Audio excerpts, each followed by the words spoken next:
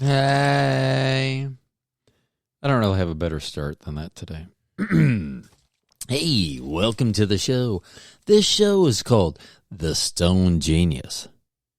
But of course you know that because this is not a radio dial. You didn't just accidentally tune into me. At least I don't think so. You could have hit a wrong button, but that's a really wrong button. That would be like during sex hitting the wrong hole. You're gonna know. Because this, whatever you thought you may have been listening to, if you got this, it is not what you thought. You didn't accidentally go, oh, I want to listen to a cooking show and get this. And if you did, I apologize. This is not a cooking show, although I am hot. Hey, I got that right on. Thank you very much. I'm going to make someone an outstanding producer one of these days. Let's see. Virginius, I think that's taking off. That is a genius virgin, which I believe there are many of. Because geniuses are gross. Ooh. And I know that's half the audience. And the other half are stoners. And stoners may be geniuses, but that is more for a lack of, we'll get around to it. Although, I will say, there are certain strains that make me very horny. I mean, like, really horny. Like, yeah, horny. That kind of horny. Anywho, anyhow, anyway, I think I have always been registered as unaffiliated, which I believe is also kind of considered as a independent, but it's unaffiliated, I believe is the actual term. But I may join the Republican Party because I believe they have orgies and cocaine. And here's the thing. I need to see at least tentative list of who's going to be at the orgies. I do not want a sausage fest. Maybe there are some people that would prefer that. I would not prefer that. And then I also want to know how much the cocaine, is the cocaine free? Is it on the House? On the House of Representatives, so we will.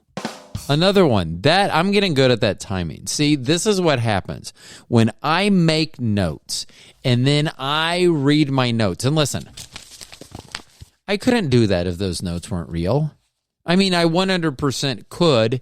And if I was really smart, I could even figure out how to edit that in without even to have actual paper in my hand, risking injury to these hands via cut of paper. I wouldn't have to do that. But no, I have real notes. And when I adhere to them, things go well. Oddly enough, I use notes during sex. That one was a little late. And I understand. Much like my pullout on our first date. I was just gonna let that marinate and get it marinate. So if you don't know, my wife and I do a podcast called The Longest One Night Stand with Bobby and Ro. I'm Ro, she's Bobby. We've been together for over 26 years. Yeah, I did not do very well on that one night. I mean, I did exceptionally well on the one night stand because of what I got out of the one night stand. An amazing woman who is my best friend and my lover. However, if I truly thought it was going to be a one-night stand, it was the worst one-night stand ever because we are 26 years into it. And I will tell you, I know the date, December 12th, 2022. 2022. That will be our 10,000th day together. I know that. It will actually be 2 weeks after our 25th anniversary. So we'll have our 25th anniversary, and a couple weeks later, we will celebrate 10,000 days together, which is awesome. I mean, I know they're roughly the same amount of time. I get that. I mean, it's 300. I mean, you're looking at 25 years itself being like 9,600 plus days, somewhere in that neighborhood. So it's fun. 10,000 days. That's pretty amazing. I probably could be doing minutes and seconds on that, but that's another show. So yeah, I will be doing cocaine and GOP sponsored orgies, and I'm excited. I will tell you, if you've listened to The Longest One Night Stand with Bobby and Roe, our youngest, Trinity, they said that the best parenting advice I ever gave them was always be prepared for a threesome or orgy. So if I am going to impart that wisdom to my children, our children, then I myself should have a plan devised and ready. And maybe I do, maybe I don't. But I will tell you, regardless of whether I do or I don't, I do have a plan for the cocaine. And it's called... I don't think I talk enough about drugs. I mean, for this being a show called The Stone Genius, and now that I think about it, I know that maybe I talk about drugs the appropriate amount in conjunction with the amount of drugs that I ingest prior to or during a broadcast or a recording, not a broadcast, or recording, then perhaps,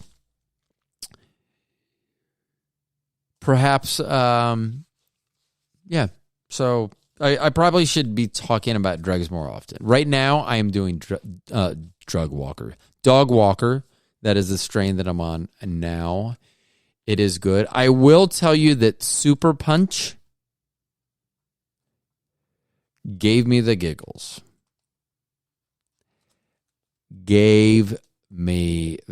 Now, first of all, because I believe if you're a proper stoner, you're celebrating 420 more than one time a day.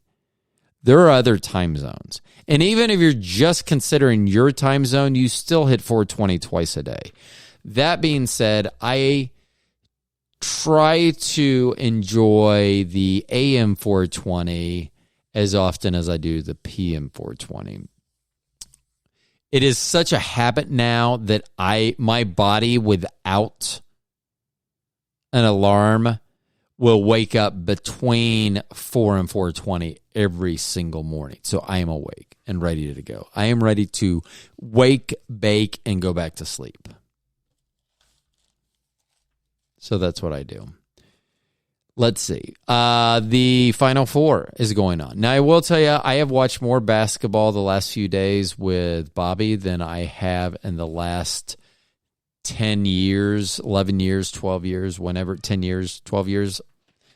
12 years this year since my knee replacement, when I used to play basketball multiple hours, probably 4 to 10 hours a week. Guys from the church just pick up ball, stuff like that. So that's what I did to just run around and keep in shape and things like that. And I played some golf, and then I played basketball. And then after my knee surgery, 6 months to the day after that, I was out playing golf, and I could never play basketball again. In fact, I have only had a basketball in my hand a couple times since then. I wonder whether, especially with my hand, shoulder, everything else, not just even the knee at this point, whether I could even shoot a ball. I think I could, but I don't know. But we were watching the Final Four, and it's funny because in the Duke, North Carolina game, they would come down, and it was tightly contested near the end, and people they would get over half court and get near the three-point line and launch it. And I was making the comment that perhaps they should think about passing the ball around a little. And Bobby looked at me, and her look, if you remember Jada Pinkett Smith's look to Will Smith at the Oscars last week, it was very similar to that. Maybe not quite the same, but very similar. Similar enough that I'm making the correlation now. But she looked at me when I said that.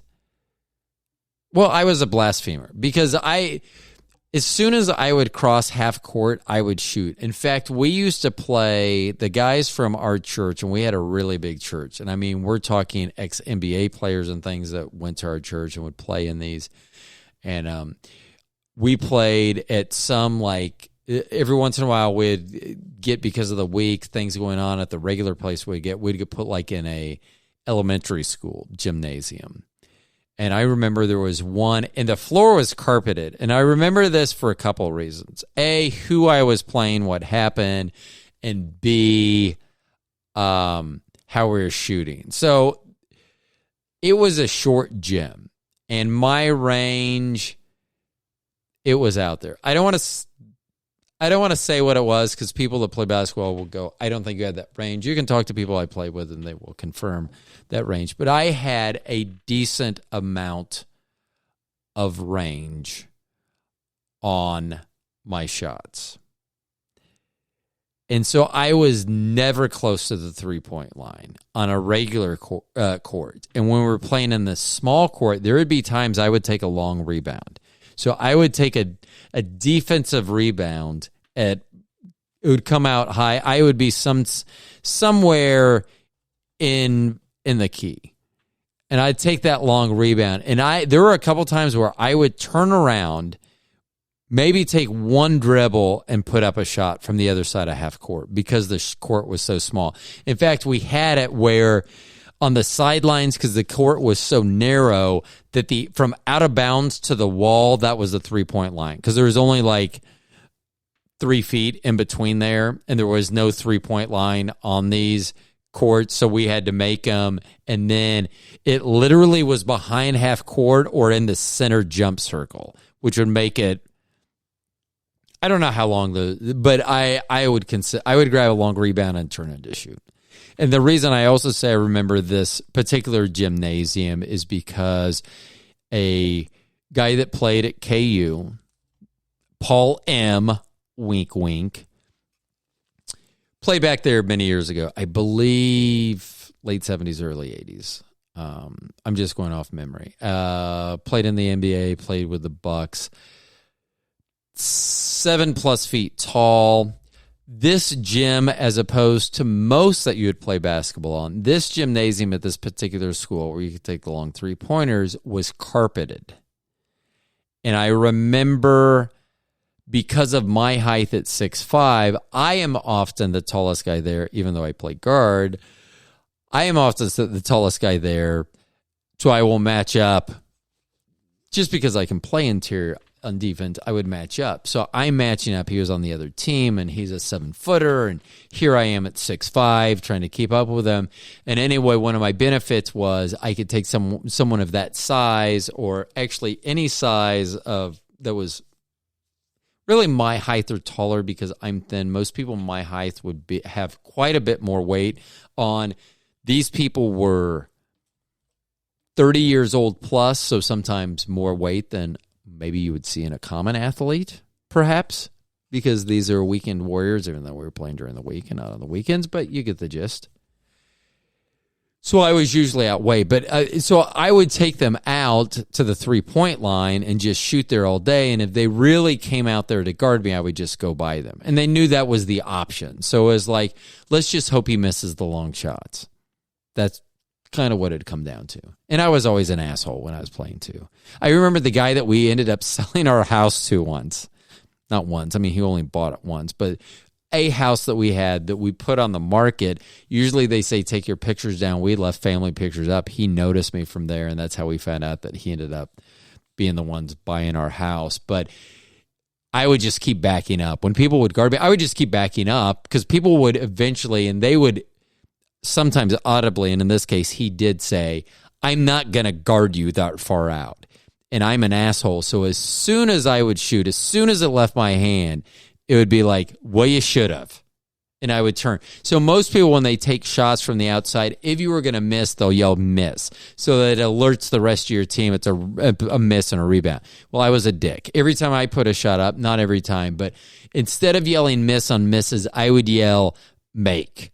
and I would turn ahead. I would shoot, and as soon as it left my hand, I'd go make, and I would take off and go down the court, as opposed to miss and go for the rebound. So I was an asshole. But anyway, I was watching these guys and doing the three-pointers and stuff, and I just made the comment that maybe they should pass the ball around, and Bobby is like, said you never.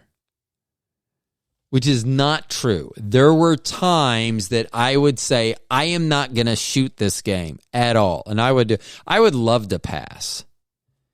Occasionally, the people I was passing to would have difficulty taking the pass, acquiring that pass, putting themselves in a position to score. And so often I would just not pass.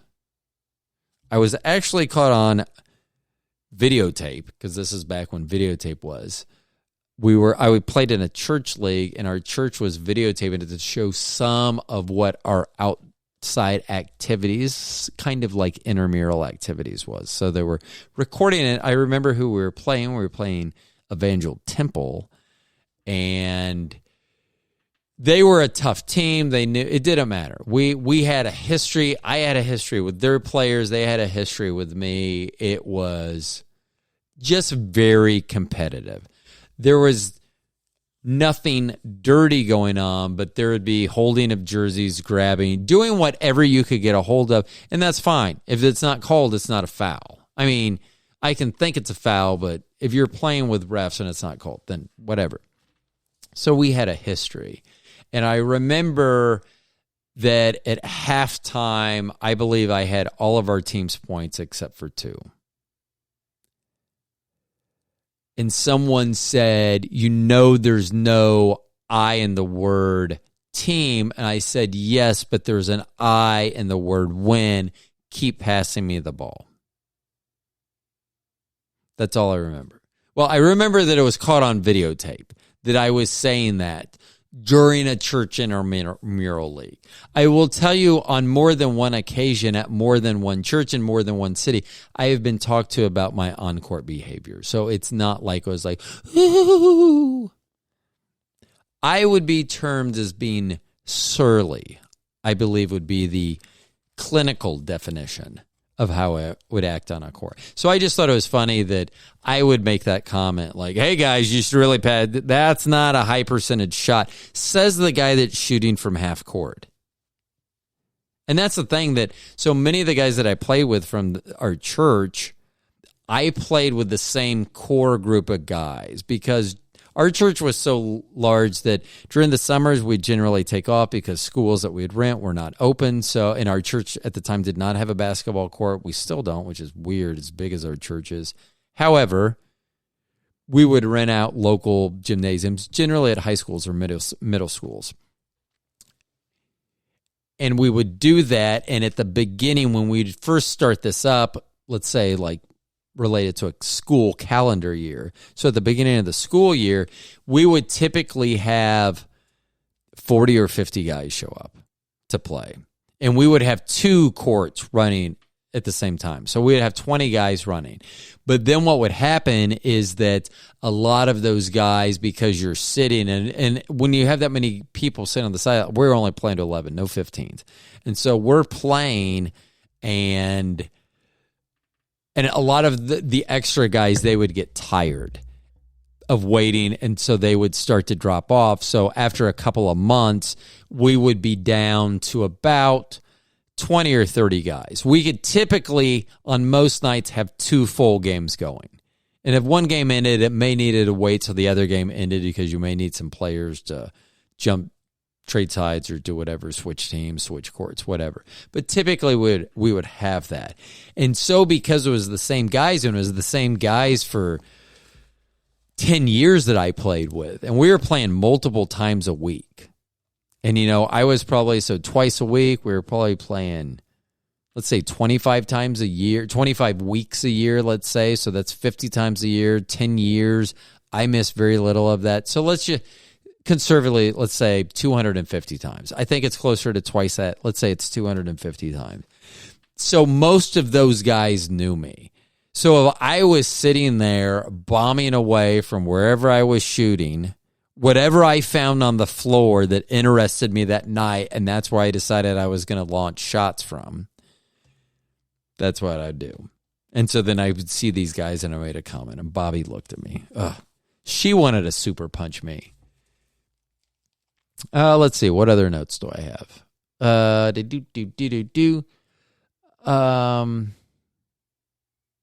I have a lot. There's ones with an asterisk. Okay, so I wanted to talk about videos. I'm going to jump back to the video podcast that I talked the podcast that I did about videos last week. The videos that are in my playlist, the ones that I like and enjoy so much. I went and revisited them this weekend, and I was watching them. I was enjoying them. I was touching myself to them. Maybe or maybe not. I don't know if I'm saying the truth or not. I probably am.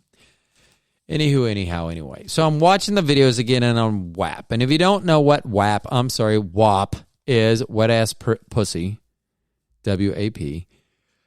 That song, there's a point in it where Cardi B, Miss B, is in a room, and she is wearing a Jaguar print onesie. I don't know what you'd call it. Let's go with onesie. Sexy, whatever it is, it's sexy as hell.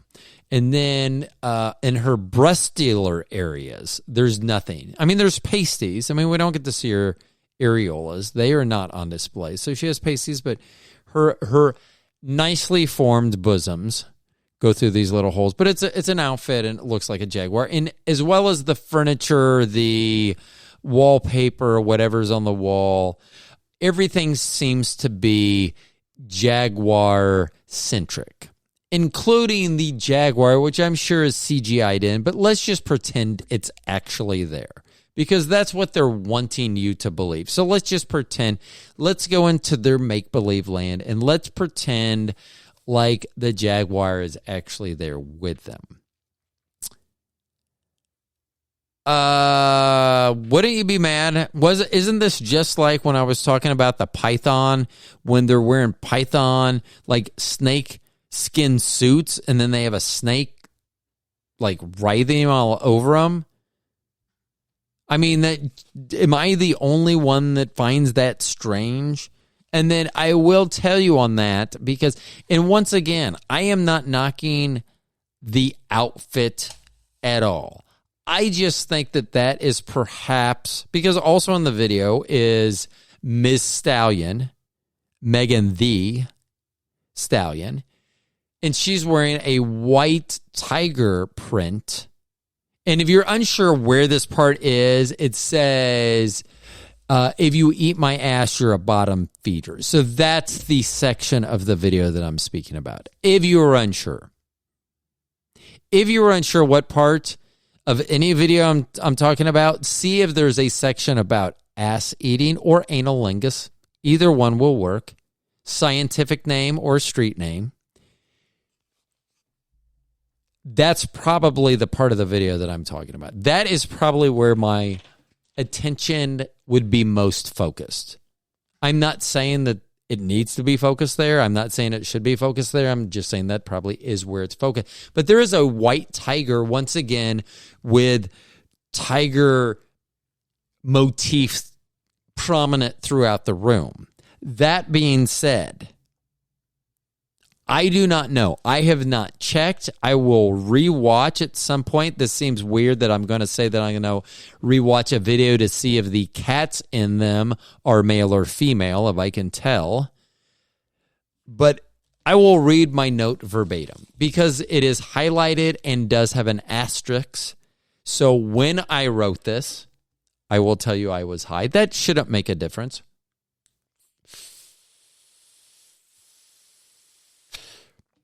But this is what I wrote. Why wouldn't the Jaguar, and I did not write this, or the white tiger, but why wouldn't the Jaguar want to fuck Cardi B? Or the white tiger want to fuck Megan Thee Stallion? I don't understand why. Like, would that surprise them? Let's say that the animal is actually there. and they believe that it's a docile creature. Don't you believe, especially in Megan Thee Stallion's portion, the white tiger portion, shall we? If that tiger mounted her to participate in sexual relation, should anyone be shocked? I mean, she is dressed like a tiger. I mean, it just seems like, and I'm not saying she's asking for it, but in a way I am saying that you're dressed, I mean, I want to do you, and I'm not a tiger. I mean, I look at you and I understand you're in a tiger or a jaguar outfit. And I'm saying I want to do you if I wasn't married to my wife, or unless she gave me permission. Either one of those two. Otherwise, it's off the table. So if Megan, Miss Stallion, Miss B, if you're listening to this, I apologize. You will have to get permission from my wife. Sorry. That's the way that goes. But I am just saying that if I was a single heterosexual male that was to find either one of these two ladies attractive, then I would want to, when they're on all fours singing about whatever words they're singing about, dressed like that, I would want to have sex with them. So why wouldn't a lion or excuse me, a tiger or jaguar want to have sex with them? Because they're dressed like a jaguar and a tiger. I don't think anyone should have been shocked if that happened. And I would like to know whether they're keeping this from us, whether this happened, but yet they're not telling people because we would think it's so shocking. And maybe I just found out about it. Maybe I knew where to look. Maybe I could see the signs in one of their faces. And perhaps I couldn't. But that was a great note. I'm glad I asked just that. I do also have notes about the song Big Ole Freak, because someone that I know and conversed with in person, we were talking about the songs, and specifically Big Ole Freak. I don't remember why. Is that song specifically, but I said the hardest part of that video shoot was probably paying the backup dancers because you had to pay them in ones. They did not think that was funny, which I thought was humorous because this was a short, white male who was upset because they go, "Are you saying that they're strippers?" And I'm like, yeah. And I know I should have said probably. That the likelihood that some of them may participate in an industry that compensates them for dancing for pay or on a pole, then yeah, that's exactly what I was saying. And here's the deal. When I said that, they're thinking that I put the strippers down because they get paid in ones. I don't give a shit if I got paid in ones, because I ain't counting them. I'd be like, that looks, Mr. IRS, that looks like $40 I made. That's the best judgment I could make from this gigantic briefcase of cash. $40, roughly. I'm ballparking. I just eyeballed it, and it just struck me as odd that they were upset because I had made the comment that they would have to pay them in dollar bills because everyone loves strippers. I take that back. Parents. The parents of strippers don't love strippers, but everyone else loves strippers. And if someone tells you they don't love a stripper, then you may want to audit their money because I bet they're seeing strippers. Let's see, what other notes do I have on here? Drugs. I'm going to join the GOP. Yeah, we talked about that. The song. I have heard from numerous people about the song that I seem to be so enamored with. And that song is Work That Ass for Daddy by Mark Ribble, I believe is how you pronounce his last name. And some people, I've heard, hey, what was the name of that song again that you want me to shock people or offend people or however they termed it?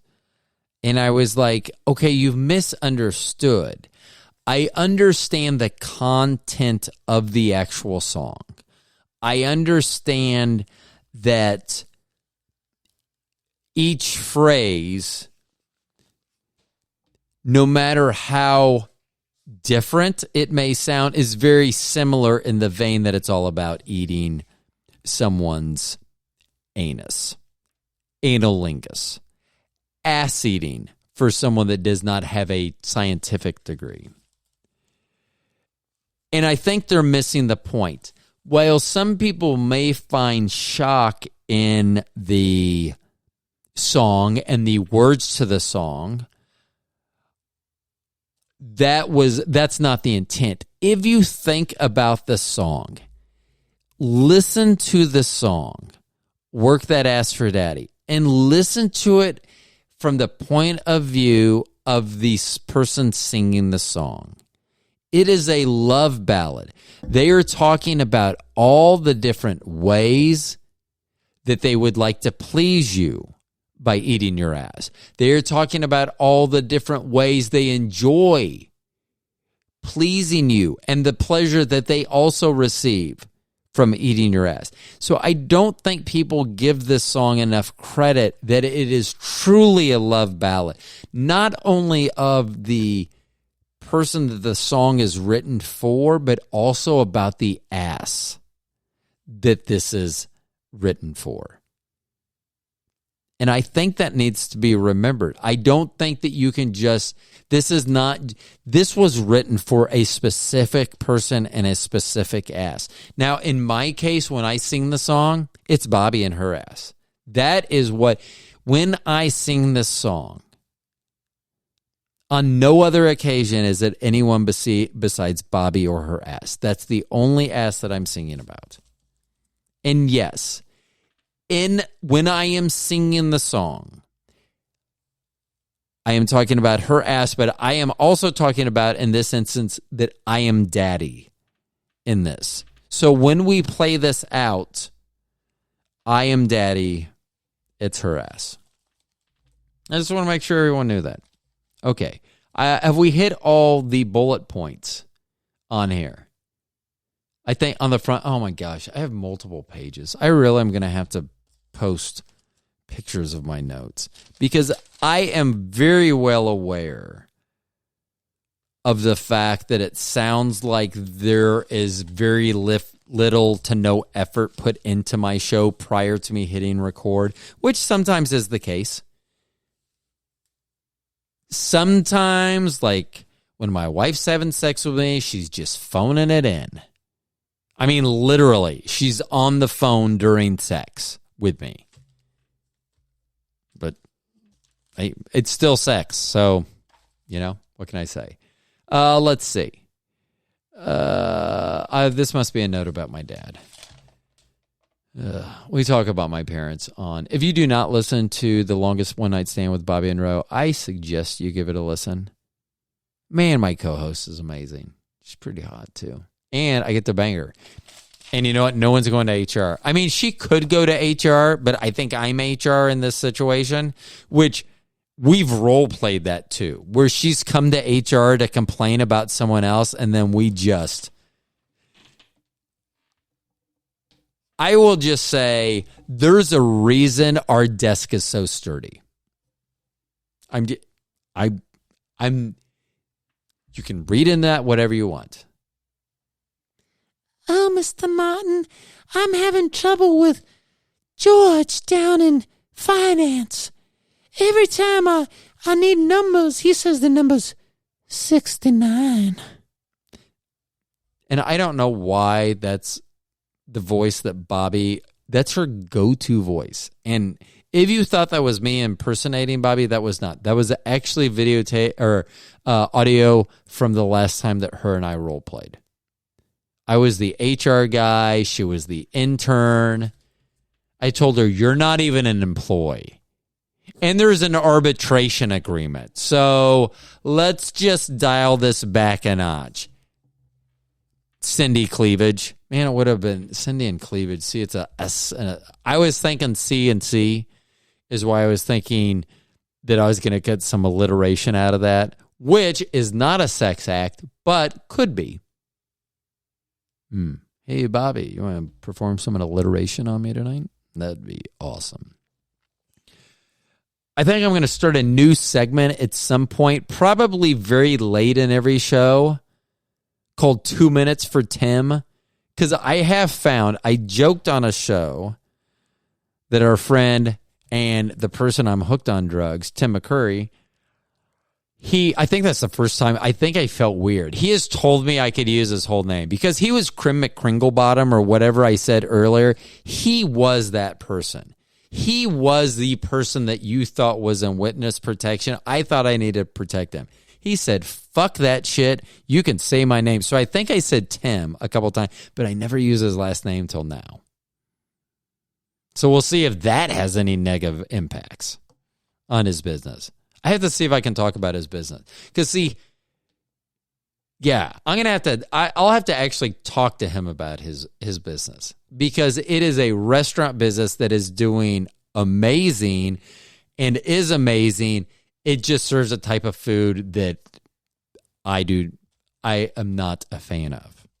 And speaking of not a fan, not like I wouldn't go and purposely go there to eat like by myself. I mean, I would say if someone said, hey, that's where we're going to eat, I'd be like, can you drop me off at Hardee's or Carl's Jr.'s, depending on where you are in the country. It's not my palate. It has more to do with texture. And I will tell you this goes back, and this is not in my notes.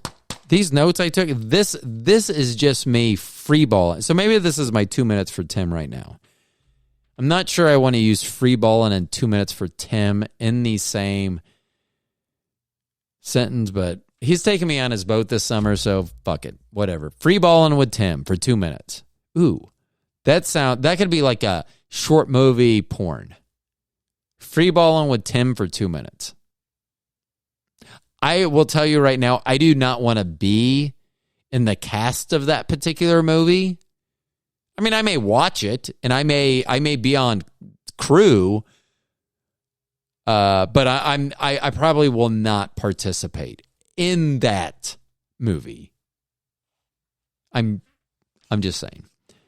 So now I've totally got off. You know, and the weird thing is I'm so high, and I was thinking about Tim, is that one of the shows that I'm going to have later this week, and I need to write this down so I don't forget. I'm going to write it on another piece of paper, is that when we moved to Kansas City, they had Winchell's Donuts. I don't know if you had them where you did. They are not, to my knowledge, anywhere in Kansas City anymore. But when we went to Denver a few years back, there was a Winchell's there. And it was everything that I remember. Even when you walked in, it still looked like 1970 for the most part in there.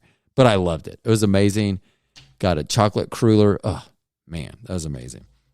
Anyway, I've really deviated. I know at some point I put our friend Tim into a porn. 2 minutes for Tim. I was just going to give him 2 minutes because I had mentioned at the end of another show, I just said, if anyone's still listening, it's probably Tim. Later that day, he texted me and said, thanks for the shout out. So I do know that he listens to the end. It is very much appreciated. And do know this. Hopefully there are other people that make it to the end. But if no one else, Tim, if you're the only one that does that, you're one of out of 7.5 billion people, you're the only one listening to it. Just think about that. How cool is that? I mean, it's not cool. It's not going to make you any money. And if you tell anyone that, they'll be like, what the fuck are you even talking about? And they may actually submit you for psychiatric evaluation, but like the 48-hour or 72-hour kind, not like the month-long or something. So you may not want to say that, but whatever. So now that we've discussed that, I'm thinking about donuts. And I do have my wife. I had said last night that when I woke up early this morning, I was going to go get donuts. However, as a stoner, the first thing I thought of when I woke up this morning was a smoke pot, which I did. And then when she woke up a few hours later, because at that point, I had kind of forgotten the whole donut talk. After I started ingesting marijuana, cannabis at this point, I had forgotten the whole comment of me wanting to go get an apple fritter at Lamar's Donuts here in Kansas City. Ugh. I mean, I don't know much about the rest of their donuts. Their chocolate crullers are very reminiscent of Winchell's, which not all are. So I very much appreciate that. And Bobby did get me one of those today. But their apple fritters, oh my God. Honestly. Oh, they are so good. They really are. I mean, I liked apple fritters from Winchell's. That's the first time. I actually remember the first time I remember the location that I tried an apple fritter. And that's the weird thing with memories, because now that I think about that, I can even remember what the cases look like there. Because they had those Winchell's were like a piss yellow or a mustard yellow. Not a mustard. That wasn't that bright. It was like, but I just, and maybe I don't remember that correctly, but that's what I see in my head when I had that. But man, so I had mentioned that I was going to go get that this morning. I got home instead. And then, because I got up at a little before 5, I went back to sleep after church. We watched church on TV from 8 to 9. So at 9, I went back to sleep for an hour. And during that time, Bobby went and got me a donut. 2 donuts. Because she's amazing. And not only that, see, here's the cool thing, is I think she's amazing. Like, a lot of people are like, oh, someone's amazing. Like, I assume there are a shitload of people that think I'm amazing. However, Bobby's the only one that gets to fuck me or be fucked by me. I do not believe whatever you're most comfortable with, that's what she's getting. So either being fucking me or being fucked by me. Well, however that works. So out of all the other people, she's the only one that gets that benefit. And I get that with her. Whoa, Tuesday, I've got a ton of notes. We got I got 2 pages of notes. I'm going to have to go through that. I may have to trim some of this. What's the last thing I have on here? Feelings. Okay, I didn't even talk about my dad, I don't think. He went into hospice.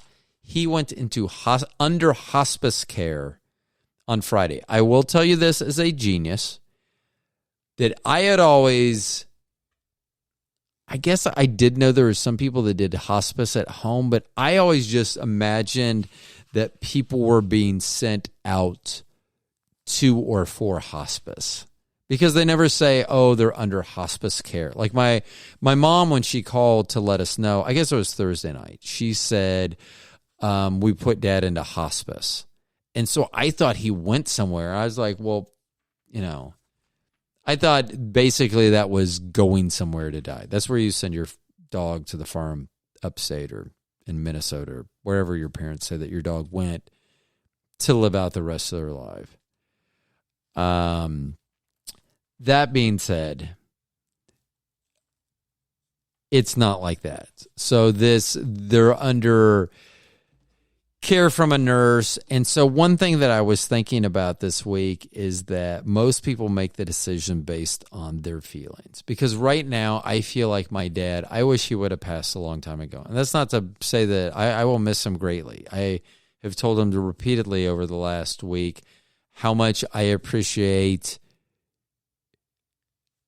the demonstration of how to be a loving husband and father, how important that was to me. Because all this other shit, I don't care.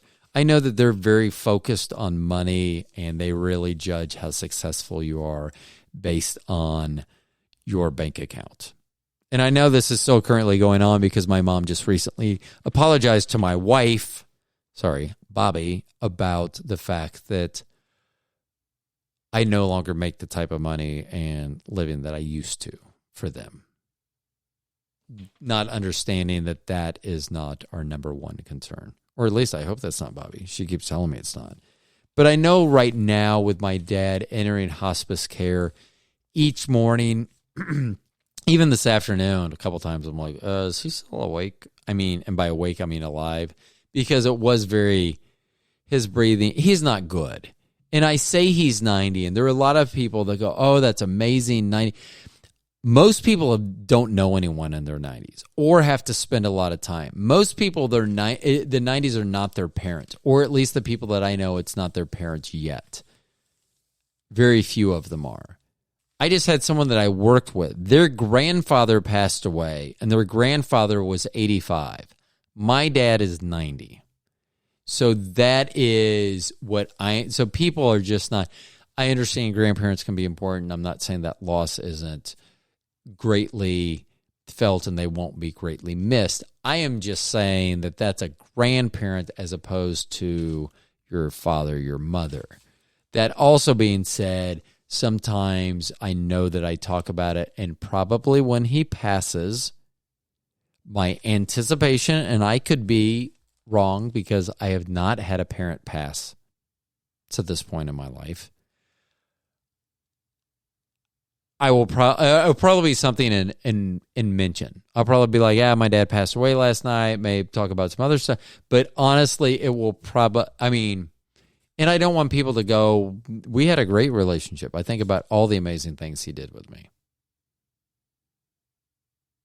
I mean, for some reason, I remember the age. I was in 9th grade. I was 15. And they say that at one point in your life, your age and your parents' age will be like inverse. So like when I was 15, he was 51. He was 36. My dad's 36 years older than I am. Hint, he's 90, I'm 54. See how that math, how it continuously, that gap of 36 years has stayed consistent. It will stop, and that gap will grow shorter once he passes away, or it will lengthen if I pass away first. See how that works? It's called math. It's a cool thing. Anyhow, anyway, I just know that there are a lot of emotions that are going on right now with some of our family, and it has to be tough with my mom. We talk about it on our podcast about how my mom's been treating my dad. I think a lot of it has to do with nervousness. I think sometimes, like when my mom talks, I was listening to her. We had to call the EMTs at the place that she lives today they live today to just check on my dad's oxygen level. And she just keeps going on and on. And I want to break in and be like, they don't need all that. But I think that's nervous talk. I think someone needs to like help, like just stop her from doing that talk and say, Curleen, this, whatever. Just, hey, he's doing all right now. Right now, we're going to send someone later. They'll check on this. They'll check on that, whatever the case may be, and at least have some follow-up plan and not let her do that. But it's our podcast we talk about. I don't even want to get into it again right now because I know that I would be surprised if I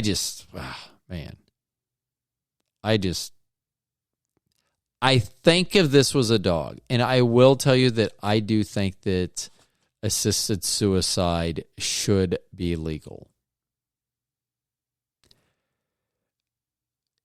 Because it can't be enjoyable. My mother had asked whether I would be able to come over and help bathe my dad once a week. They said that currently they're going to have nurses or someone come and do it twice a week, and they want it 3 times a week. Want to know whether I could come and do that. And I said yes, because of course I'll do that. But then I remembered I'm having surgery for my sex injury next week, so I will be in a cast. So I am going to be down a hand for being able to grapple and grasp pretty much dead weight, more or less. And I won't be able to, if I'm helping him shower, I'm not going to be able to get it wet. So, I'm not saying that's what he would choose. I'm saying that I would have chosen that probably a long time ago.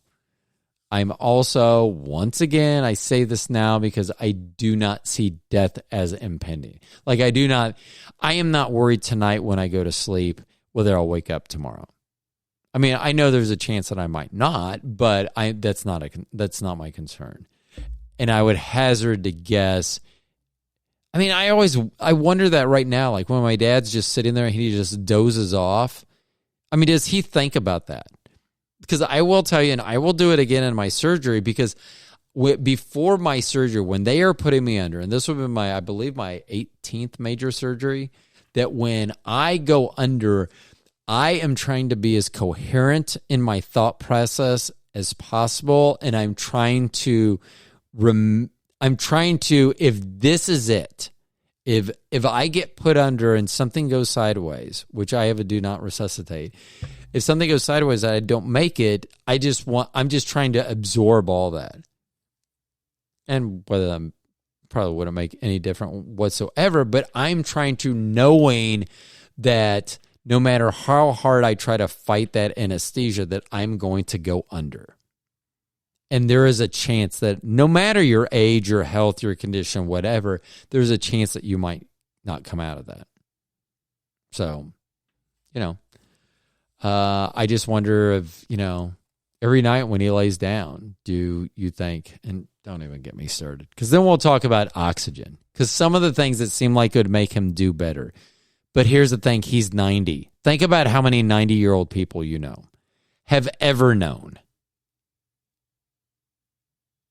And then whatever their physical condition was, put them in a chair. Even if they weren't, you need to put them in a chair, and that's basically how they are. And then you need to be much smaller than that person and have to maneuver them around. If they need to get up and go to the bathroom, if they need to get up and eat, if they need to do whatever, if they have to throw up, whatever the case may be. Anyway, let me see if I can preview tomorrow. This was episode 50 of The Stone Genius. I don't always put it. I've started putting it in my notes because I do want to know that, because occasionally I will, like at 100, I think I'll probably make a big deal about that. So in 50 days or so, I'll probably make, maybe not a big deal, but I'll probably do something. One thing I didn't talk about on this one, and I'm going to have to move it to the next episode, is things that I want to learn while I'm out on medical leave. I definitely need to move that, because that is good. There are some things, I think I need to start the next show with that. So I'm going to have to move some stuff around. But there are some definite things that I want to do, and they're all good. I mean, I don't know if they're good, but they're all like I'm actually learning to do or say something. Let's see. We're at 53 minutes now. So if I didn't do my 2 minutes for Tim, this is going to be my final 2 minutes. So Tim, be ready for the boat. I'm just going to tell you that this summer, I am fully intent on wearing a Speedo. I don't know whether that will get me disinvited for our trip to the lake, or whether you will make it a every weekend type thing. I don't know what the Speedo will do, but my intent, that's another thing I'm going to talk about in next show, is some of the things that are going to happen over the 6 weeks, because I will not be able to work out. I do my in-home, dang, this isn't my 2 minutes for Tim. I don't need to be explaining this to Tim. Let's talk about the next show. So what we got coming up, Tim? The arrogant intellectual, that'd be me. It's not how the world works. I definitely understand that. Bobby hears it all the time, because I will say that person's so stupid, I can't believe they have a job. And you may be sitting there appalled that I would say that about something, but you've said it too. And once again, this isn't the 2 minutes with Tim, or is it? Tim, you've probably said that. Have you? I don't know. Text me. Let me know. So the arrogant intellectual, we're going to talk about Lent again. We're going to talk about things I'm going to do.